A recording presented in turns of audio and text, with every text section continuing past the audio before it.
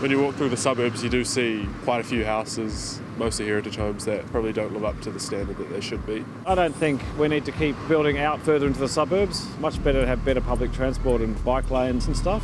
Seeing new houses and people developing houses in here would be a good thing for us, you know?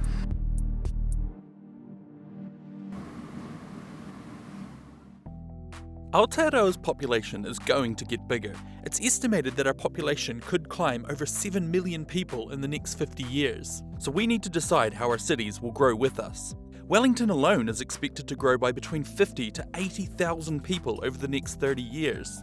To prepare for this, in 2019, the Wellington City Council asked Wellingtonians to submit on what their city of tomorrow will be like, inviting them to discuss everything from where and what their houses and environment should look like, how their communities will thrive, and how they'll get around. Over 2,500 people got involved, everyone from high school students to retirees, and from their feedback, a picture of the future of Wellington is starting to take form.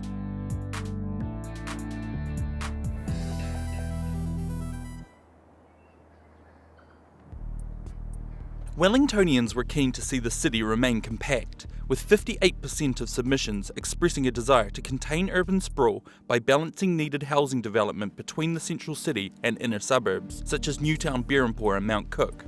Respondents love the relationship between these suburbs and the central city, as it allows them to enjoy a suburban community but within walking distance or a quick ride on public transport to all the culture and vibrancy the CBD brings.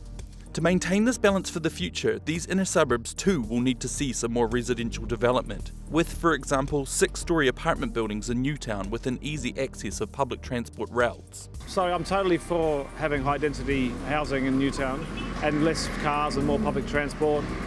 These inner suburbs are renowned for their unique character buildings, many which date back over 100 years. Our current planning rules protect these buildings for their contribution to streetscape amenity. But in order to accommodate so many more people, the protections need to be eased in some of the less intact character areas. If I've seen progress coming around Berempore, I'll be stunned, I'll be happy as yeah. We'll love to see our old houses, but then we'll love to see new developments coming around as well, you know? Just a bit of change. So.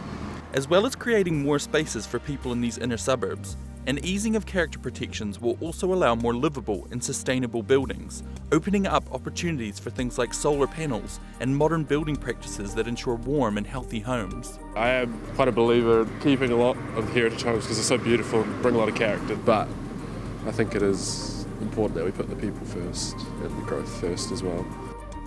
This is a vision for the future shape of Wellington's inner suburbs. Is it yours?